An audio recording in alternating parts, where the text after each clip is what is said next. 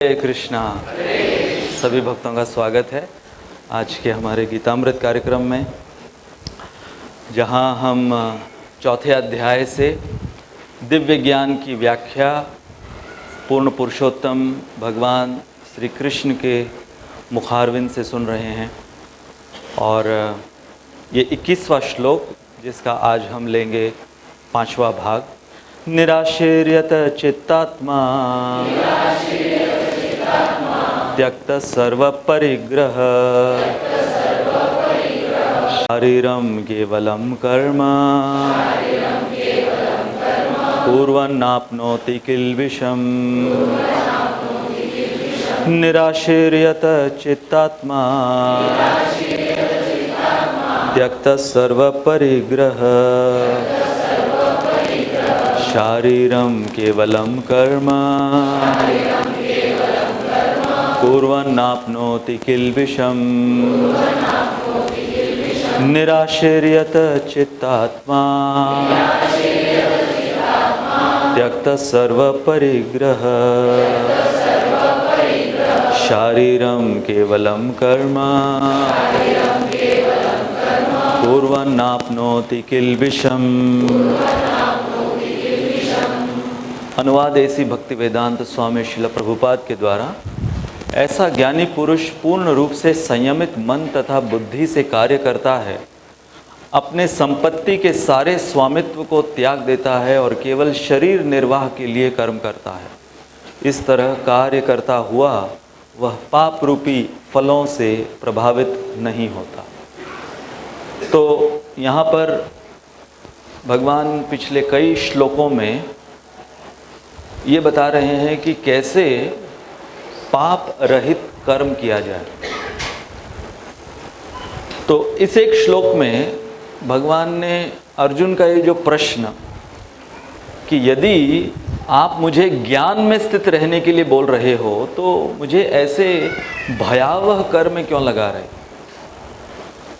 तो भगवान ये अनुवाद, इस एक श्लोक का अनुवाद यदि हम समझें तो एक एक लाइन में भगवान कैसे अर्जुन को और अर्जुन के द्वारा हम सब को वो सीक्वेंशियली प्रोग्रेसिवली ले आ रहे हैं।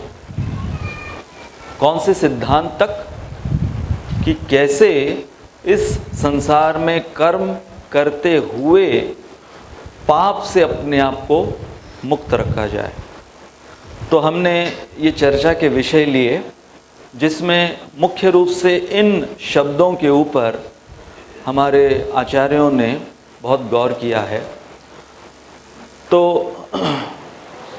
पिछले श्लोक से संबंध, जैसे हमने कहा कि अर्जुन का ये संदेह कि यदि पूर्ण ज्ञान में हर एक मनुष्य को स्थित होना है तो फिर आप, और विशेष रूप से आप मुझे बोल रहे पूर्ण ज्ञान में स्थित होने के लिए, तो मुझे इस भयावह कर्म में क्यों लगा रहे।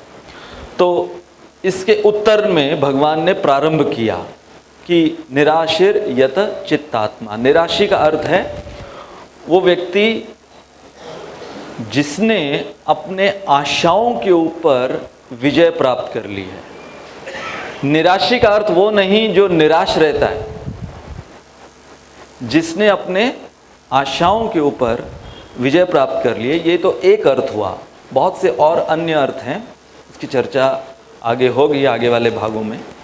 तो हम हमारे पिछले कई सत्रों से इस शब्द के ऊपर चर्चा कर रहे हैं। यत चित्तात्मा, ऐसा व्यक्ति जिसने अपने चित्त को जीत लिया है। बहुत ही ये इम्पॉर्टेंट थीम है भगवद गीता का। कौन सा थीम है ये? कि अपने स्वयं के ऊपर विजय कैसे प्राप्त की जाए। Facing one's own inner enemies. अब बहुत से अलग अलग तरीके हैं हम इस संसार में किसी व्यक्ति के ऊपर, किसी स्थिति के ऊपर, किसी बीमारी के ऊपर विजय प्राप्त कर लेते हैं। बहुत से आजकल आधुनिक तरीकों से हम विजय हासिल किए हैं, परंतु ये सारी जो तकनीक है आधुनिक तकनीक जितनी भी है, एक पॉइंट पर आकर वो रुक जाते, फेल हो जाते। और विशेष रूप से हम मनुष्यों के संदर्भ में कौन से पॉइंट पर? अपने स्वयं के ऊपर, अपने चित्त के ऊपर, अपने आंतरिक शत्रुओं के ऊपर विजय कैसे प्राप्त की जाए। एक बहुत विशेष चिड़ियाघर खुला और इस चिड़ियाघर में बहुत अजीबोगरीब ऐसे ऐसे प्राणी जानवर रखे गए थे पिंजड़ों के अंदर, जो बहुत कम देखे जाते। ज़्यादातर आप किसी भी चिड़ियाघर में जाओ तो ऐसे प्राणी जो आपने पहले देखे हुए हैं कम देखने मिलते हैं, person to person, in person जिसको अगर बोलेंगे, टीवी इत्यादि पर उनको वहाँ पर पिंजड़े में रखते हैं। परंतु ये एक ऐसा चिड़ियाघर था और जिसकी फीस भी काफ़ी थी, जो टिकट उसकी, तो लंबी लाइन लगी थी। फिर फाइनली एक ऐसा सेक्शन आया उस चिड़ियाघर का जहाँ पर अलग से टिकट निकालनी पड़ती थी। बाकी जानवरों को देखने के लिए तो टिकट थी, लेकिन ये उसमें लगाया हुआ था, बाहर बोर्ड लगाया हुआ था, पृथ्वी का सबसे खतरनाक जानवर। और लंबी लाइन वहां पर लगी हुई है, तो एक्स्ट्रा पैसे भरने हैं। गए, जब अंदर गए तो बड़ा पिंजड़ा, इतना बड़ा पिंजड़ा, तो पिंजरे के साइज को देख के लगा कि क्या कोई डायनासोर या कोई ऐसा प्राणी है। तो जैसे ही व्यक्ति उस पिंजरे के सामने जाता, पिंजरे के अंदर कोई नहीं था, पिंजरा खाली था, एक बड़ा शीशा लगाया हुआ था और वो जाकर अपने आप को शीशे में देख रहा है और ऊपर क्या लिखा हुआ है? पृथ्वी का सबसे खतरनाक प्राणी।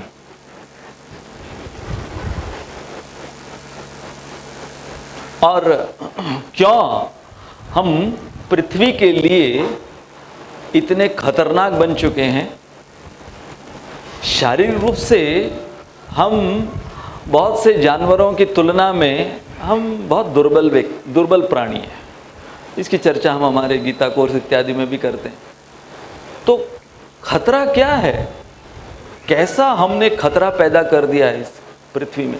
हमारे जो अंदर का ये जो सूक्ष्म आदमी है, ये जो सूक्ष्म इंसान है, ये है सबसे खतरनाक, सबसे भयावह।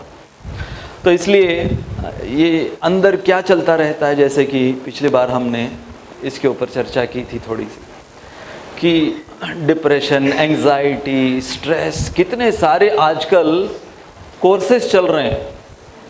Anger management, stress management, desire management, time management, एक है पेन मैनेजमेंट। और ये जो मैनेजमेंट कोर्सेज दे रहे हैं बहुत तरक्की कर रहे हैं, बहुत पैसे कमा रहे हैं ये जो ऐसे वर्कशॉप सेमिनार्स देते हैं। क्यों और किसके बलबूते पर? ये सारी चीज़ें जो दिमाग में घूमती रहती। तो कुछ समय पहले एक कार से यात्रा करते समय एक छोटा सा साक्षात्कार मुझे हुआ। आप लोगों ने अनुभव किया होगा, बारिश के मौसम में ज़्यादातर यदि आप कार में अंदर ड्राइव कर रहे हो या पैसेंजर सीट पर बैठे हो तो फॉग क्रिएट होता है, धुंध जिसको कहते हैं, कोहरा। लेकिन गाड़ी के अंदर है। पहली दफ़ा जब मैं बैठा हुआ था पैसेंजर सीट पर और कहीं जा रहा था मैं, तो बहुत साल पहले जब मैंने फर्स्ट टाइम अनुभव किया कि वाइपर चालू किया उसने, फिर भी वो फॉग जा नहीं रहा है। तो उसे समझ में नहीं आ रहा था, तो वो गाड़ी रुकाकर ड्राइवर बाहर गया, कपड़े से पहुंचने लगा था वाइपर में कुछ गड़बड़ होगा, फिर भी नहीं हुआ। तब फिर मैंने उसको कहा कि अंदर का फैन चालू करो। एसी नहीं, खाली फैन चालू करो। तो समझ में नहीं आ रहा था कि खाली फैन चालू करने से ये कैसे दूर होगा। तो जो ड्राइव करते हैं उनको पता है कि ये जो अंदर का फॉग है, इसे बाहर कितना भी वाइपर घुमाओ, तुम कितना भी स्पीड से वाइपर घुमाओ, ये कितने भी कपड़े बाहर से मारो, वो नहीं जाने वाला। Inner fog can be dissipated bye inner hot air. तो कौन सा मुद्दा हमारा चल रहा है कि ये जो आंतरिक शत्रु हैं, इनको हम हमारे अंदर के अस्त्र शस्त्र से ही परास्त कर सकते हैं, just like inner fog of a car. तो इसके संदर्भ में पिछली बार हमने ये मुद्दा लिया था कि ठीक है, अब ये तो बात सब लोग मानते हैं कि हमें ये युद्ध अपना अकेला ही लड़ना है। और किससे लड़ना है? मुझे अपने आप से लड़ना है। You have to fight with you and you have to win over you. तो कैसे? कुशलता से। यदि हम मनुष्य अपने आप को इतने कुशल, इतने निपुण, इतने दक्ष, इतने बुद्धिमान मानते हैं, तो यहां पर युद्ध की जो शैली बताई गई है, किसी भी प्रकार के युद्ध को आप लीजिए, तो उसमें सबसे बड़ा प्रश्न ये पूछा जाता है कि क्या हर एक युद्ध लड़ना जरूरी है? Choosing your battles wisely. तो हमने इसमें कुछ मुद्दे लिए थे कि कुछ युद्ध होते हैं कि आपको वहाँ से हटकर निकल जाना है। अंग्रेजी में कहावत है, discretion is the better part of valour. Discretion का अर्थ क्या है? विवेक बुद्धि। कि अपनी विवेक बुद्धि से पता लगाओ कि आपको हर एक स्थिति में, हर एक व्यक्ति के साथ और हर एक परिस्थिति से लड़ाई नहीं करनी है। और कई ऐसे युद्ध हैं जिसमें आपको हारना आवश्यक है। कौन से?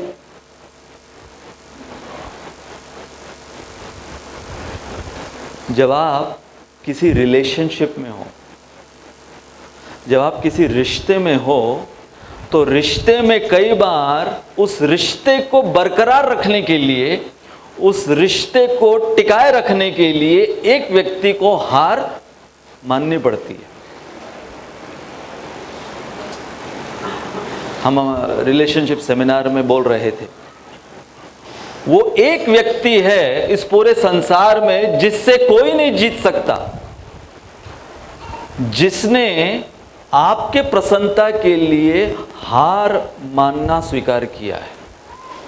उससे कोई नहीं जीत सकता जिसने हार मानना स्वीकार किया है। तो कई ऐसे बैटल्स होंगे आपके परिवार में कि आप किसे ज्यादा महत्व दे रहे हो, उस व्यक्ति को या उस व्यक्ति से जो लड़ाई हुई है उस पर विजय प्राप्त करने को। Are you giving more importance to the person और the battle to win over the other person? और कई युद्ध है वो तो जीतने ही हैं। कौन से हैं वो?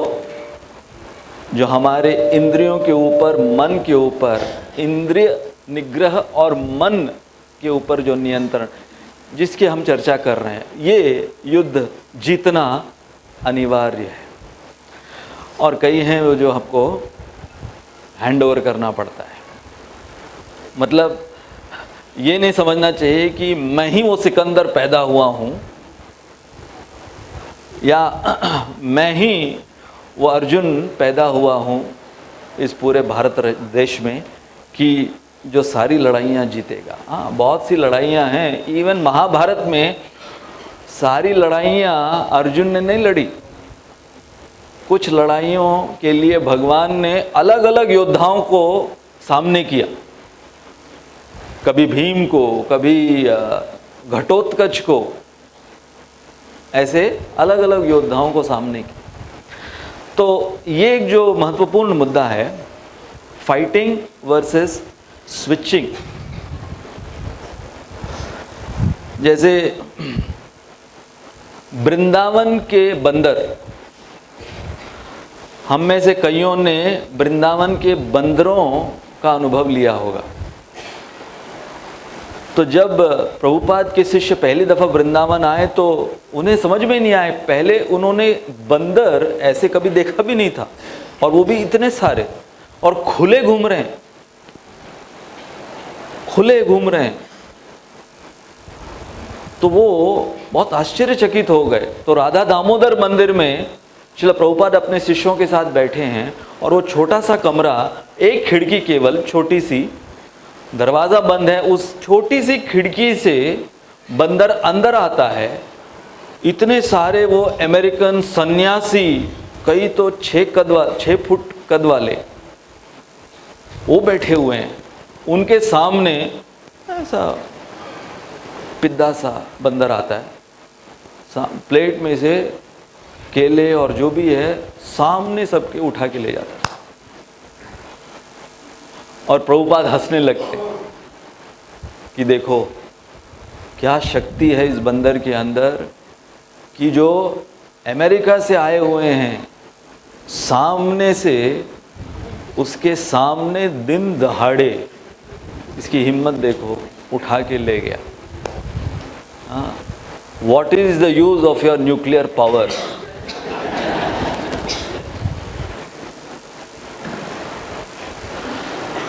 और एक दफा श्रील प्रभुपाद की चप्पल ले गया ये बंदर।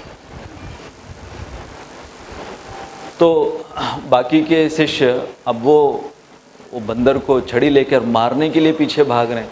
प्रभुपाद ने कहा इससे कुछ नहीं होने वाला, कुछ खाने की वस्तु लेकर आओ, कुछ प्रसाद लेकर आओ। तो प्रसाद केला लेकर आए, और केला, प्रभुपाद केला दिखा रहे हैं, हाथ थोड़ा सा आगे कर रहे हैं कि वो पहले, अभी वहाँ पर समझौता, हाँ, कॉम्प्रोमाइज डील करना है प्रभुपाद को, कि एक हाथ से केला, दूसरे हाथ से वो चप्पल यहाँ लौटाना। वो बंदर भी वृंदावन का था, बहुत माहिर था, उसने केला भी ले लिया और चप्पल भी नहीं दी, और चप्पल को काट काट के उसने तोड़ के फिर फेंके वो चप्पल उसने। मतलब वो शायद ये बोल रहा होगा कि अरे भाई ये चप्पल इतनी महंगी, उसके बदले में खाली एक केला दे रहे हो, कोई फीस्ट खिलाते, तो इंसल्ट हो गया उसका शायद। लेकिन प्रभुपाद ने वो टूटी हुई चप्पल पहनी। तो यहाँ पर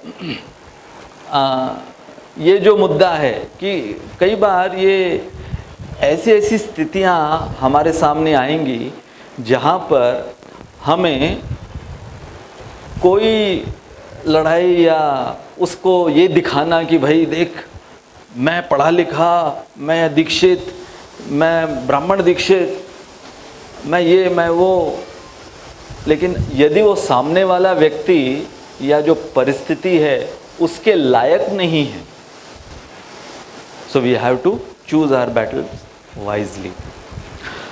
तो हमने महाभारत से ये प्रसंग लिया कि जब अभिमन्यु को युधिष्ठिर महाराज ने भेजा चक्रव्यूह में, जब युधिष्ठिर महाराज को खुद जाना था, परंतु अभिमन्यु वो सामने आए और वो बोले कि नहीं, मैं जानता हूँ कि इस चक्रव्यूह को कैसे भेदा जा सकता है। तो युधिष्ठिर महाराज भेज दिए 16 वर्षीय अभिमन्यु अपने भाई के बेटे को, और वो मर गए। अभिमन्यु का वध हो गया, शहीद हो गए। तो युधिष्ठिर महाराज जो इतने ग्लानि में थे, बाहर आए कि मैं नहीं छोड़ूंगा इन सबको। तब व्यासदेव जी वहाँ पर पहुँचते हैं और वो उनको शांत करते हैं कि नहीं, ये लड़ाई आपके लिए नहीं निर्धारित, hand it over to others, जो लास्ट पॉइंट था हमारे उस स्लाइड का, कि ये लड़ाई आपके लिए नहीं है। अर्जुन आ रहे, अर्जुन वो जो अभिमन्यु के पिता हैं, ये अर्जुन के लिए लिखी हुई लड़ाई है। तो श्रीमद् भागवत में जो प्रसंग आता है, जब पृथु महाराज यज्ञ कर रहे थे, अश्वमेध यज्ञ, और उन्होंने ये ठान लिया था कि वो 100 अश्वमेध यज्ञ करेंगे, और 99 अश्वमेध यज्ञ तक वो पहुंचे, तो इंद्र उनको इनसिक्योरिटी हो गई, क्योंकि रिकॉर्ड उनका था, 100 अश्वमेध यज्ञ का रिकॉर्ड उनका था। तो ये मेरा रिकॉर्ड तोड़ने वाले, मतलब मेरा पोस्ट मिल जाएगा, किस्सा कुर्सी का। तो वो घोड़ा चुरा लेते थे, 1 बार 2 बार 3 बार। और पृथु महाराज को लगा कि ये क्या बचकानी हरकत है, देवराज इंद्र क्या कर रहे हैं, भेष बदल कर आते हैं, सन्यासी का भेष बदल कर आते हैं, घोड़े को चुरा के ले जाते हैं, ये क्या तरीका। तो बहुत उन्हें आश्चर्यचकित हो गए, क्रोध भी आ रहा था। तब ब्रह्मा जी आकर उनको कहते हैं कि भाई, आप भगवान के शुद्ध भक्त हो, आपको क्या जरूरत है ये रिकॉर्ड बनाने की कि 100 अश्वमेध यज्ञ। अरे इंद्र हैं, उनको इसमें खुशी मिलती है, उनकी खुशी उसी में है, तो उनको खुश रह लेने दो, छोड़ दो, खाली 99। जैसे कई बार होता है ना, एक मुझे याद है पहले जब टेस्ट मैच का ज़माना था, तो टेस्ट मैच के ज़माने में ऐसा था कि एक प्लेयर डबल सेंचुरी 199 हो गया था उसका, तभी कैप्टन ने कॉल ऑफ कर दिया मैच, और उसके बाद उसका और कैप्टन का जो ऐसा कोल्ड वॉर शुरू हुआ कि मेरा डबल सेंचुरी बनाने नहीं दिया इसने मुझे। तो वैसे ही यहाँ पर पृथु महाराज, जैसे किसी प्लेयर का होता है ना, 99 पे पहुंच गया, अभी सेंचुरी के लिए 1 रन है, आउट हो गया अगर वो, तो सब लोग क्या बोले, अरे 1 रन सेंचुरी मार लेता, उसके बाद आउट हो जाता, तो उसको जिंदगी भर वो बात रहती ना, 1 रन बाकी था सेंचुरी के लिए। तो अब देखो, पृथु महाराज को जब ये कहा गया कि छोड़ दो वो 1 यज्ञ, उन्होंने छोड़ दिया। जैसे ही उन्होंने वो छोड़ दिया, तो भगवान विष्णु प्रकट हुए अपना आशीर्वाद और सब कुछ वरदान वगैरह देने के लिए, जो कि उस यज्ञ में कभी ये ट्रैक रिकॉर्ड नहीं था। जितने भी उन्होंने 99 यज्ञ किए थे, इंद्र जिन्होंने भी किए थे, कभी विष्णु नहीं आते थे नीचे। तो क्वेश्चन ये है, why did Vishnu come specially? He didn't come for 99 yajnas which Prithu Maharaj performed. He came for that one yajna which he gave up. मुद्दा क्या है? You will be rewarded for so many battles which you give up. Not necessarily you have to fight, forget about winning. तो ये बहुत ज्वलंत उदाहरण है श्रीमद् भागवत से, जिसके अंदर ये सिद्धांत दर्शाया गया। तो हमने ये मुद्दे लिए थे कि इनर बैटल्स, आज हम ये जो वॉर्स और बैटल्स, इनके स्ट्रैटेजीज के ऊपर थोड़ा और गहराई में जाएंगे। तो ये जो 3 स्ट्रैटेजीज हैं, जिस महाभारत में इसके विषय में बताया गया है, पांडवों ने इसका पालन किया। भगवान श्री कृष्ण ने पांडवों को बताया कि कैसे इन 3 चीज़ों का पालन करना है, specially when it comes to inner battles, tolerate, compromise, attack. तो पांडवों ने कैसे किया कि बचपन में जब जहर दिया गया भीम को, तो हमने इसकी चर्चा की। युधिष्ठिर महाराज ने कह दिया टॉलरेट करो, किसी को बताने की ज़रूरत नहीं है, बहुत सीन क्रिएट करने की ज़रूरत नहीं है, परिवार की बात है, अंदर ही रखो इसे। फिर जब हद पार करने लगे वो लोग, फिर भी भगवान गए समझौता करने के लिए, सेकंड स्ट्रैटेजी। लेकिन जब डेंजर लेवल के ऊपर पानी चला गया, अब सारे हदें पार कर दी दुर्योधन ने और उसकी पार्टी ने। उसके पश्चात एक ही जो विकल्प रह गया, और वो क्या था? युद्ध। तो ये जो मुद्दा हमने लिया, चूज योर वॉर्स वाइजली। अब इसके कनेक्शन में आज हम इस मुद्दे के ऊपर चर्चा करेंगे, choose your war techniques also wisely. ठीक है, जैसे कई युद्ध जो हैं आपको लड़ने होंगे, जो हमारे अंदर का युद्ध है जिसके हम चर्चा कर रहे हैं, लड़ना ही होगा। तो मुद्दा क्या था हमारा पिछले सत्र का, कि कौन से युद्ध लड़ने हैं इसका चयन करने की भी बुद्धि हमें होनी चाहिए। ठीक है, आपने चयन कर लिया ये युद्ध हमें लड़ने हैं हमारे, अब उन युद्ध में टेक्निक्स क्या है, उस युद्ध को लड़ने की टेक्निक्स क्या है, ये भी हमारे शास्त्र सिखाते हैं। तो आज हम इसके ऊपर थोड़ा गौर करेंगे। तो महाभारत, आज मैं काफ़ी डीपली महाभारत में जो व्यूह रचना, हम लोग महाभारत के विषय में क्या सुनते हैं कि बस सेनाएं एक दूसरे से टकरा रही हैं, यहाँ से वहाँ सीरियल में क्या दिखाया जाता है, यहाँ से तीर छोड़े गए, यहाँ से तीर छोड़े गए, दोनों तीर मिले, सर्कल सर्कल फॉर्म हुए, जिसका तीर शक्तिशाली था वो तीर रह गया, जिसका शक्तिशाली नहीं था वो लौट गया, है ना।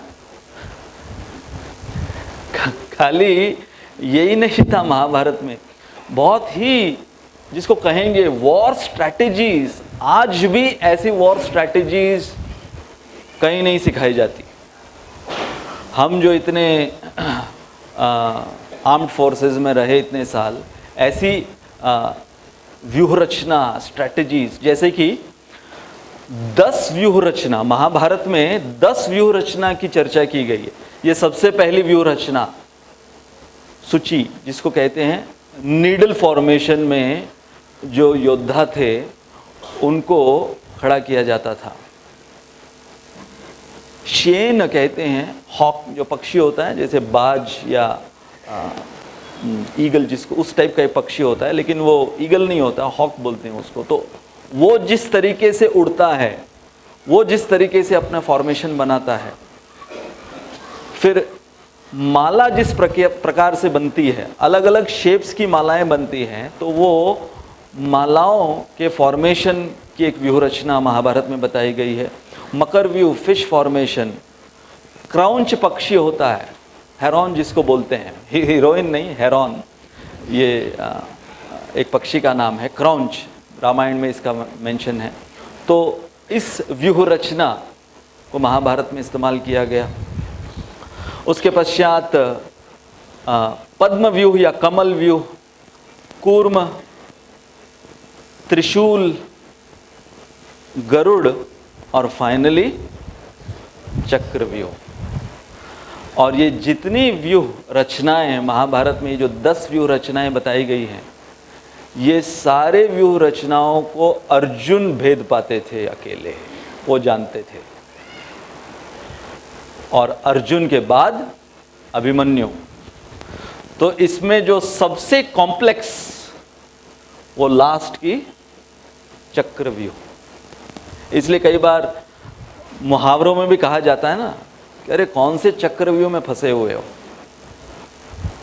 तो ये कहाँ से आया है, ये फ्रेज आया कहाँ से, महाभारत से आया है। और 9 व्यूह रचना के पश्चात जो सबसे कठिन वो चक्रव्यूह। और जनरली आजकल जब चक्रव्यूह ये बात जब कोई किसी को कहता है तो वो उसके बाह्य जीवन के विषय में नहीं कह रहा है, उसके आंतरिक जो व्यूह रचना है हो गया है, मैट्रिक्स जिसको बोलेंगे, उसके अंदर जो फंसा हुआ है। तो इतना ही नहीं था केवल, यहाँ तक कि जब पिछले युगों में जब किले बनाए जाते थे, और बहुत से ऐसे किले कलयुग के शुरुआत में भी ऐसे किले थे कि उन किलों के अंदर प्रवेश करना इतना कठिन था कि द्वार ऐसे हुआ करते थे। आजकल हमारे पास सीसीटीवी हैं, बार्ब्ड वायर्स है, इलेक्ट्रिक्यूटेड बार्ब्ड वायर्स हैं, बहुत कुछ ऐसा बॉर्डर्स पे होता है। परंतु उस समय वो किले इस प्रकार से होते थे कि यदि कोई गलती से एंट्री भी कर लेता तो एक पूरा लेयर होता था जहां पर जलता हुआ तेल, ऐसा लगता था कि जैसे कोई शीतल जल है, लेकिन वो जलता हुआ तेल हुआ करता था। उसके बाद नेक्स्ट एंट्री में इतना अंधेरा, घुप अंधेरा कि अगर कोई अंदर गलती से किसी भी तरीके से प्रवेश भी कर जाए तो उसे लगे कि यहाँ पे शायद कोई रहता ही नहीं है, तो खंडर है, ऐसा उसे लगेगा कि ये खंडर है।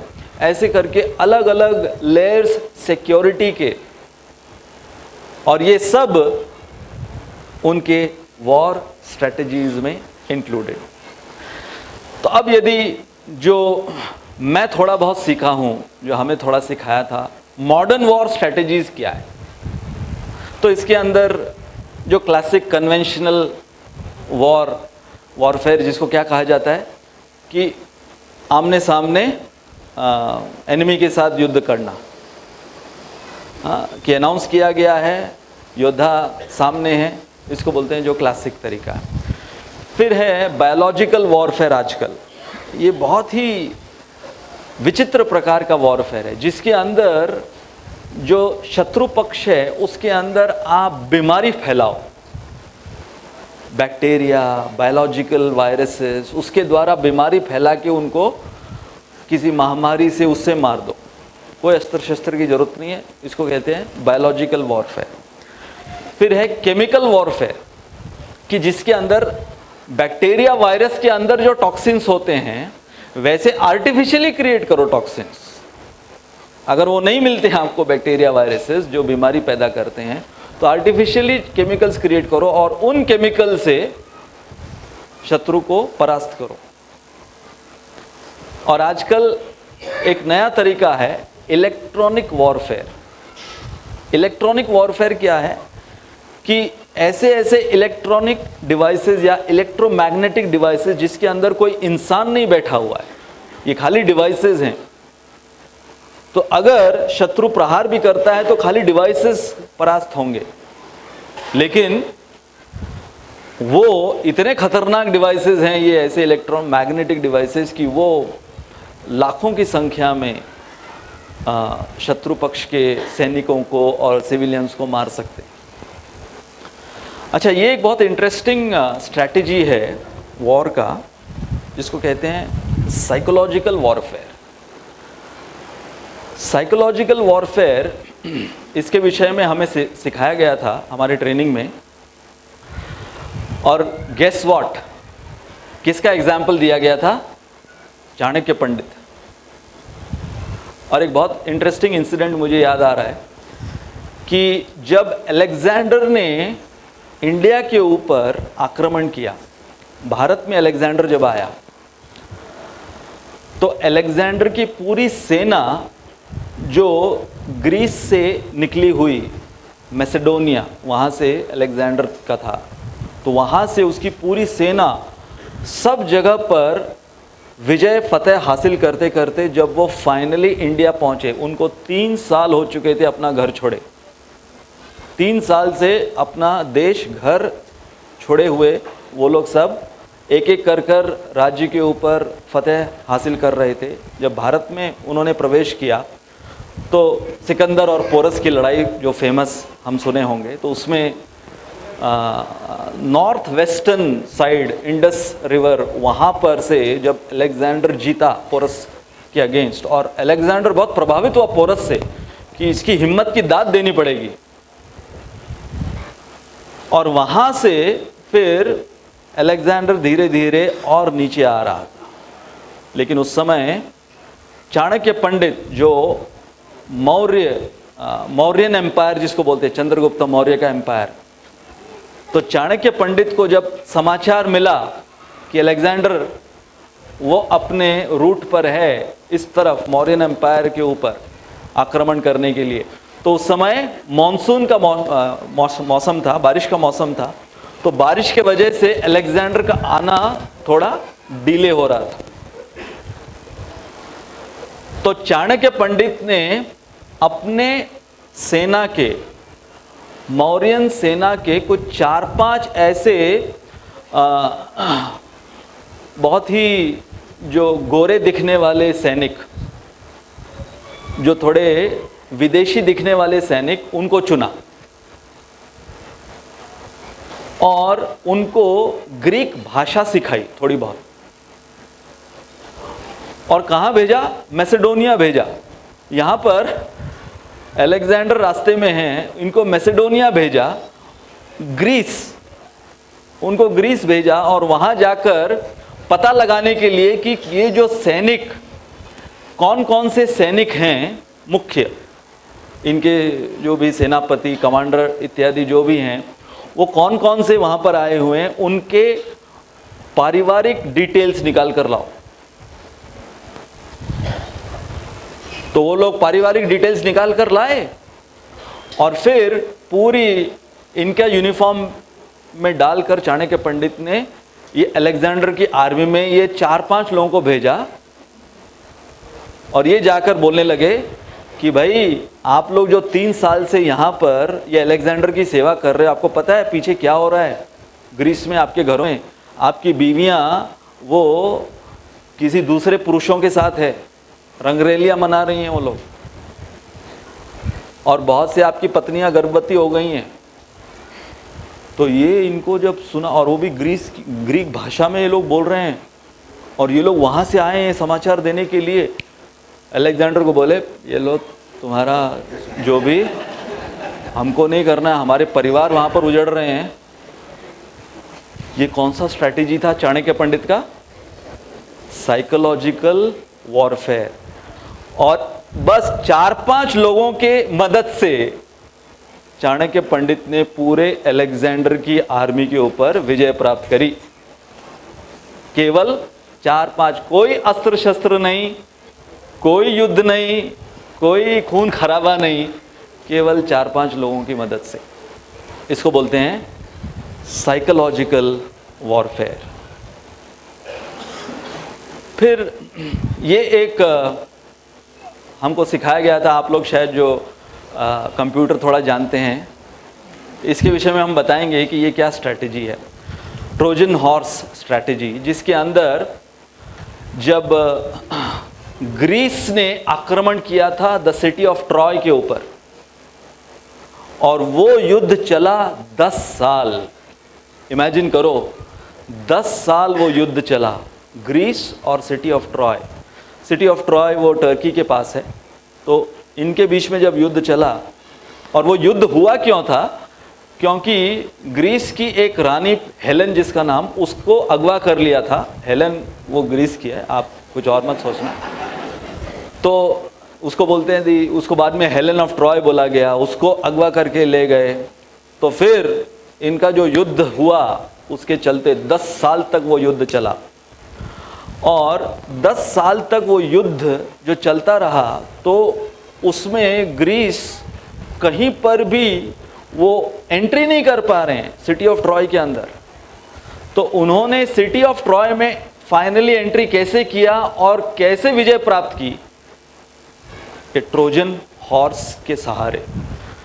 उसका एक छोटा सा वीडियो क्लिप आपको बताएंगे, और उसके पीछे उनकी स्ट्रैटेजी क्या है, क्या थी, और ये क्यों बता रहे हैं हम आपको?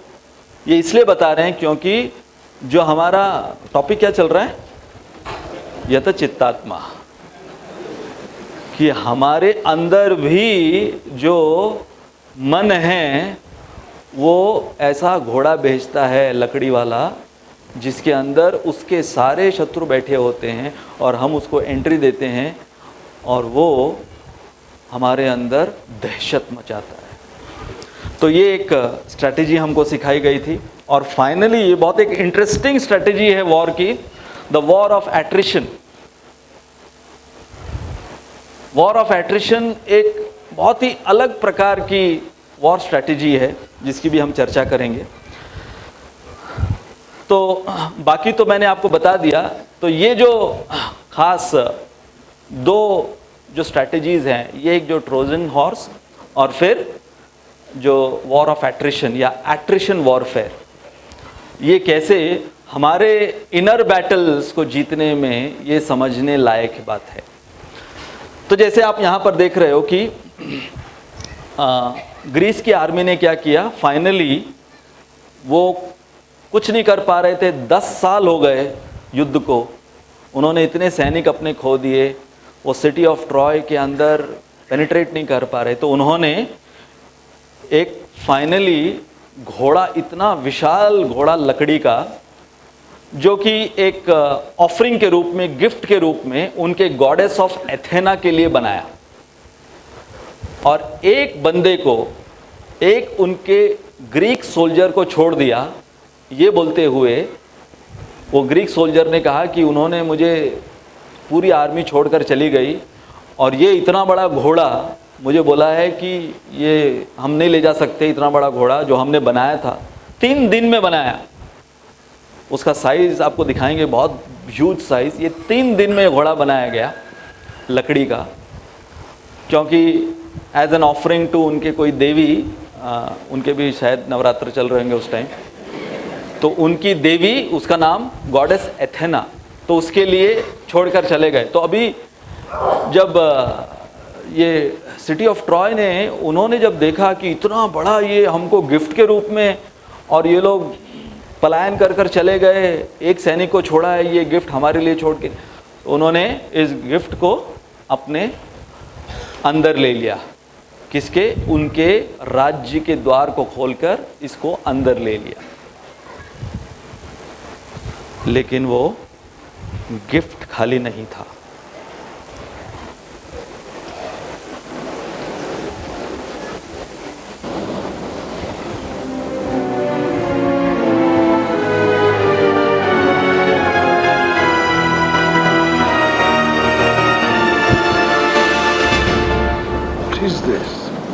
An offering to Poseidon.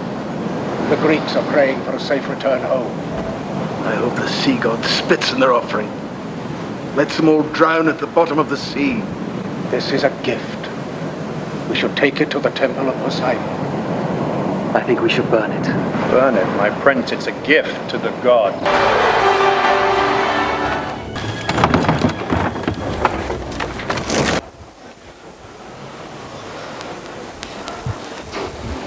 आपको पूरी पिक्चर नहीं दिखाने वाले थे, तो खाली वो क्या टेक्निक थी आपको समझ में आ जाए, इसलिए वो इतना सा ही क्लिप दिखाया था। घबराइए मत, कोई थिएटर में नहीं लगी हुई है, आपने तो ढूंढने लग जाएंगे कहाँ पर है। तो ये एक्चुअली ये हुआ कि जो 10 साल तक वो उस सिटी ऑफ ट्रॉय के दरवाजे में प्रवेश नहीं कर पा रहे थे, उन्होंने ही वो दरवाजे खोलकर वो जो घोड़ा लकड़ी का, जिसको नाम मिला ट्रोजन हॉर्स। तो अभी भी कंप्यूटर में ये टर्म है कि जो वायरस घुसता है कंप्यूटर के अंदर, उसको वो ट्रोजन हॉर्स के नाम से, तो उसके अंदर ये सारे ग्रीक सैनिक बैठे हुए थे, और उन्होंने जाके जैसे वो अंदर से दरवाज़ा खोला और फाइनली पूरी सेना, उनकी ग्रीस की सेना, ग्रीक आर्मी अंदर प्रवेश कर कर एक दिन में, जो 10 साल से वो जीत नहीं पाए, एक दिन में सिटी ऑफ ट्रॉय के ऊपर उन्होंने विजय प्राप्त की। तो ये एग्जाम्पल, ये टेक्निक बताया गया है कि उसी प्रकार से हमारे अंदर ये जो माइंड है वो उस घोड़े के समान है। बहुत कुछ लेके आके हम लोग इसको घसीट के अंदर लाके नाचते कूदते हैं, अरे क्या गिफ्ट मिला है यार, इतना अच्छा गिफ्ट मिला। और फिर जब हम अपने गार्ड पर नहीं रहते, when we are not on guard, तब जाकर इस ट्रोजन हॉर्स में से क्या क्या अंदर से निकलता है हमें ही ख़त्म करने के लिए। तो जो इसके पश्चात एक और स्ट्रेटजी, ये बहुत इंटरेस्टिंग है, इसको कहते हैं the war of attrition. War of attrition का अर्थ है, इसको इंग्लिश में अगर और सरल भाषा में बताया जाए, the war of wearing down, या हिंदी में दुर्बलता का युद्ध। तो क्या होता है इसमें कि जब दो सेनाओं में युद्ध हो रहा है, दो पार्टियों में जब युद्ध हो रहा है, तो एक सेना इस स्ट्रैटेजी को अपनाती है जिसके अंदर सबसे पहले वो क्या करती है कि एनिमी के ऊपर अटैक करना पोस्टपोन करती रहती है, अटैक नहीं करती। तो शत्रु को क्या लगता है कि इनके पास शायद अस्त्र शस्त्र ज़्यादा नहीं है, और जब उन्हें ये लगता है कि इनके पास अस्त्र शस्त्र ज़्यादा नहीं इसलिए वो अटैक नहीं कर रहे, तो वो लोग थोड़ा ढीले पड़ते हैं। तो ये एक स्ट्रैटेजी है, इसका फर्स्ट प्रिंसिपल है प्रोलॉन्ग द अटैक। अब इससे हम क्या सीख रहे हैं? इससे हम ये सीख रहे हैं कि हमारे आंतरिक शत्रुओं के ऊपर कई बार, या मन के ऊपर विजय प्राप्त करने के लिए हर समय तुरंत अटैक करने की जरूरत नहीं है। Postpone the attack, postpone the attack. तो होता क्या है, अक्सर आपने देखा होगा कि जैसे ही आप मन को कुछ नहीं करने के लिए बोलते हो, वो मतलब वो आपका अटैक है, उसी समय वो मन फिर से अटैक करता है। जैसे हम उदाहरण देते हैं ना माइंड मैनेजमेंट में, इस समय सब लोग, कोई भी खबरदार जो सफेद हाथी के बारे में सोचा था, क्या हुआ? उसी क्षण सफेद हाथी के बारे में मन तुरंत। तो कई बार वॉर ऑफ एट्रिशन में अटैक को पोस्टपोन करना होता, प्रोलॉन्ग करना होता। क्यों? उसको लड़ने दो, सामने वाले को हाथ पैर मारने दो। Make the other person tired. जैसे जब हम आपको हम एक टेबल टेनिस और बैडमिंटन का वीडियो दिखाएंगे, ये जो दो गेम है रैकेट गेम्स, इसके अंदर ये स्ट्रैटेजी यूज़ की जाती है। तो इसके अंदर क्या है, कई बार आपको अपोनेंट पे बार बार अटैक या स्मैश करने की ज़रूरत नहीं है। जैसे टेबल टेनिस में हमको सिखाया जाता था, प्लेसिंग करके एक टर्म है टेबल टेनिस में। तो बॉल को यहाँ वहाँ कोने में, वो टेबल के कोने में प्लेस करते जाओ, वो यहाँ से वहाँ उधर भाग गया, इधर भाग गया, इधर भाग गया, उधर भाग गया। आपको उसको उस समय पॉइंट आप ले सकते हो। उसको आपने जब इधर उधर भगाया है, अगर मान लो कि इतने कोने में आपने फेंका है बॉल को, तो वो उस कोने में गया उठाने के लिए, तो पूरा टेबल खाली है, आप यहाँ पर आराम से स्मैश कर कर पॉइंट ले सकते हो। लेकिन जानबूझकर आप स्मैश नहीं मारोगे, आप धीरे से इस कोने में दोगे ताकि वो वहाँ पर फिर से भागेगा। उसको उठाने दो, 1 बार 2 बार 3 बार 4 बार। उससे क्या होगा, उससे वो इतना थक जाएगा, इतना थक जाएगा कि उसके अगला गेम आपको धड़ाधड़ धड़ाधड़ उसके थकान के वजह से आपको मिलता रहेगा। So sometimes you have to sacrifice 1 point to tire the opponent to win the game. नहीं समझ? Letting the enemy use all their resources. जैसे हम शतरंज का एग्जाम्पल दे रहे थे, चेस में भी यही होता है। चेस में बहुत बार आपको आपके घोड़े, आपके हाथी, ऊंट, ये सब बहुत जल्दी जल्दी बाहर निकालने की ज़रूरत नहीं है। सामने वाला वो जल्दी जल्दी आगे लाके बाद में देखा एक प्यादे ने उड़ा दिया उसके घोड़े को, तो उसके एक एक रिसोर्सेज जा रहे हैं। आपके चाहे 4 प्यादे चले गए, उसका एक घोड़ा गया, वो बात ज़्यादा ज़रूरी है। So let the enemy use all their resources. तो इसे कैसे समझ में आ रहा है? मन के संदर्भ में क्या समझ में आ रहा है? मन के संदर्भ में ये समझ में आ रहा है कि बहुत बार माइंड जो है वो अलग अलग अनर्थ को सामने प्रेजेंट करेगा। ये नहीं काम कर रहा तो वो काम वासना, अगर काम वासना के कोई वशीभूत नहीं हो रहा है तो क्रोध को सामने लाया, तो गुस्सा हो, तेरे अंदर काम वासना जागृत नहीं हो रही तो तू गुस्सा हो, तो गुस्से को सामने लाएगा। गुस्से से कुछ फर्क नहीं पड़ रहा है तो लोभ सामने लाएगा, लोभ से नहीं तो फिर ईर्ष्या कर किसी से, अरे कुछ तो कर, इतना सब मैं लेकर आया हूं। तो let the mind present and use. सब कुछ प्रेजेंट करने के बाद वो माइंड थक जाएगा धीरे धीरे, मेरे तो सारे घोड़े भी मर गए, हाथी भी मर गए, और इसका एक एक प्यादा आगे जा रहा है, एक एक प्यादा आगे जा रहा है। This is called warfare of attrition.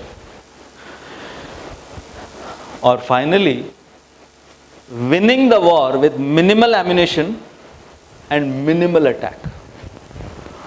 कम से कम, जैसे हमको ट्रेनिंग में वो लोग जब फायरिंग सिखाते थे तो आपने देखा होगा बुल्सआई, और उसके ऊपर कॉन्सेंट्रिक सर्कल्स होते हैं, और वो हमें पूरा एक उसका जो राउंड्स का करीब 1000 से 2000 तक राउंड्स फायर करने हैं आपको, तो वो पूरा एक उसका कंसाइनमेंट दे देते थे। और उसमें फाइनली वो लोग ये नहीं काउंट करते थे कि वहाँ पर कितना तुमने फायर किया है, यहाँ पर कितना बचा है। तो दोनों चीज़ होनी चाहिए, बुल्सआई पे भी मैक्सिमम लगना चाहिए और यहाँ पर भी तुम्हारी एम्यूनिशन तुमको बचानी है for emergency. So minimal ammunition with minimal attack and maximum victory. तो इसके संदर्भ में जैसे मैं बता रहा था कि ये जो बैडमिंटन गेम है, बैडमिंटन गेम में बहुत बार ये जो स्ट्रैटेजी है वॉरफेयर की, कौन सी? Attrition warfare. क्योंकि बैडमिंटन गेम में क्या होता है कि सामने वाला, हम लोग सब वो वाला बैडमिंटन नहीं बोल रहे हैं कि रात को डिनर के बाद वो सड़क पे खेलते हैं जो, नहीं, ये सीरियस वाला जिसके अंदर वो जब स्मैश मारता है एक अपोनेंट, तो दूसरा उसके स्मैश की शक्ति से रिटर्न करता है। उसको शक्ति लगाने की जरूरत नहीं है, उसने जितनी शक्ति से मारा है उसको खाली अपना रैकेट सामने रखना है। So he is using minimum energy, conserving more energy and letting the opponent lose more energy. What is the strategy? Again, attrition warfare.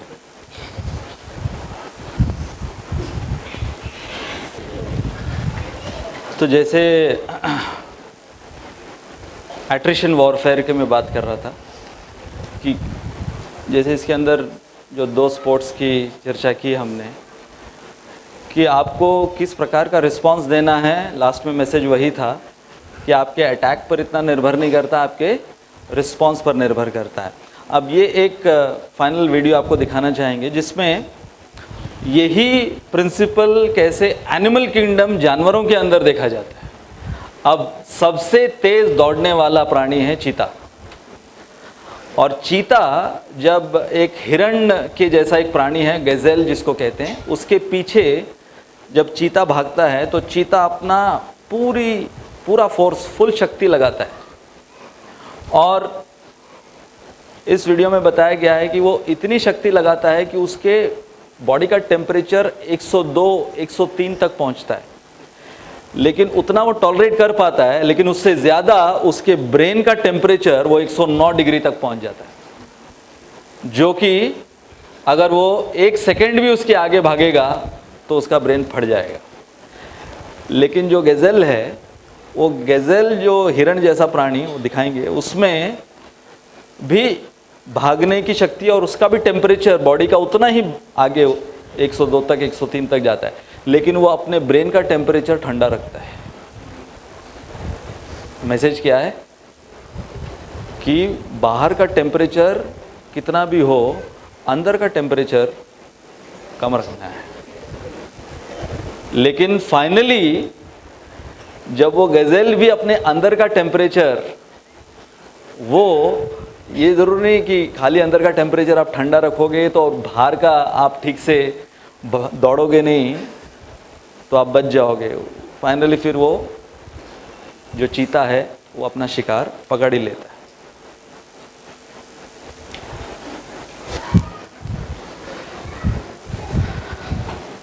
So finally हमारे अंदर के शत्रुओं के संदर्भ में इन सब से शिक्षा ये मिल रही है कि हमें अंधाधुंध नहीं करना है लड़ाई हमारे आंतरिक शत्रुओं के साथ। उसके पीछे हमारे शास्त्रों में जैसे कि वॉर टेक्निक्स बताई गई है यहाँ पर, तो ऐसे टेक्निक्स हैं और उन टेक्निक्स के द्वारा हमें हमारे शत्रु के ऊपर विजय प्राप्त करनी। जैसे 11वें स्कंद में मन के विषय में बताया गया है कि मन को नियंत्रण में कैसे रखना है, जैसे कि कोई घोड़े को टेम करता है। और उसको टेम करने के लिए कई बार उसको लगाम को ढीला छोड़ता है और बहुत बार उसको खींच के रखता है। हर बार खींच के नहीं रखता और पूरा भी नहीं छोड़ता। तो वैसे ही ये आंतरिक शत्रु और मन के ऊपर विजय प्राप्त करने के लिए ये अलग अलग स्ट्रैटेजीज बताई गई है। और आज खास कर नवरात्रि शुरू हुई है, तो क्यों ये मनाया जाता है? क्योंकि दुर्गा देवी ने ये राक्षस महिषासुर के ऊपर जो विजय प्राप्त की, और कितने दिनों में? 9 दिनों में। और 10वें दिन जो वो विजय उत्सव मनाया गया। तो इसके पीछे की कहानी ये है संक्षिप्त में कि ये महिषासुर जो राक्षस था, ये भैंस के रूप में था, भैंसे के रूप में था ये राक्षस। और इस राक्षस ने तपस्या कर कर ब्रह्मा जी से वरदान मांगे थे। अब देखो, ब्रह्मा जी के पास ही जाते हैं सारे लोग, तो ब्रह्मा जी से वरदान मांगे थे कि ऐसे नहीं मरूं, वैसे नहीं मरूं। जैसे हिरण्यकश्यप ने वरदान मांगे थे, वैसे इस महिषासुर ने भी मांगे थे। लेकिन इसने एक चीज़ जो उसको लगा कि मेरे लिए ये बहुत अपमानजनक होगी कि किसी स्त्री के हाथों में मरूं, नहीं, वो मेरे स्टैंडर्ड के नीचे, वैसे वो सोचता था, मेरे इमेज के खिलाफ है।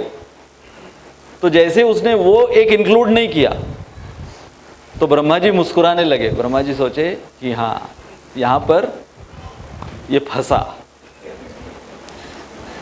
और फिर जब इसने दहशत शुरू कर दी, ये सारे वरदान मिल जाते हैं तो ये लोग अपना आतंकवाद शुरू करते हैं। तो जैसे इसने अपना आतंकवाद शुरू किया, तो सारे देवी देवता वो गए, ब्रह्मा जी, शिव जी, इनके पास। और फिर दुर्गा देवी वो एक बहुत ही सुंदर ऐसे स्त्री के रूप में प्रस्तुत हुई महिषासुर के सामने कि महिषासुर वो लट्टू हो गया। ये उनकी वॉर स्ट्रैटेजी थी। और फिर उन्होंने अपने, जिनको कहते हैं 10 भुजाओं से, कितनी भुजाएं हैं दुर्गा देवी की? 10 भुजाओं से उन्होंने इस महिषासुर के ऊपर विजय प्राप्त की। और हर एक उसमें जो आयुध और अस्त्र शस्त्र उनको मिले, तो जैसे शिव जी ने अपना त्रिशूल दे दिया, घर की बात थी, तो उन्होंने अपना त्रिशूल दे दिया, और इंद्र ने अपना वज्र दे दिया, फिर ब्रह्मा जी ने अपना कमंडलू दे दिया, ऐरावत वो घंटी ला कर दिए। अब एक हाथ में घंटी है, तो जब वो घंटी बजा रही थी तो सारे वो राक्षस और बाकी के महिषासुर के सगे संबंधी पार्षद वो सब भ्रमित हो गए। वो घंटी की आवाज़ सुनकर वो कंफ्यूज हो गए। तो घंटी, फिर वज्र और त्रिशूल, और फिर सिंह, हिमालय पर्वत ने वो सिंह वो दिया भेंट में। तो ये सब के सहारे दुर्गा देवी इस महिषासुर के ऊपर विजय प्राप्त कर सकी।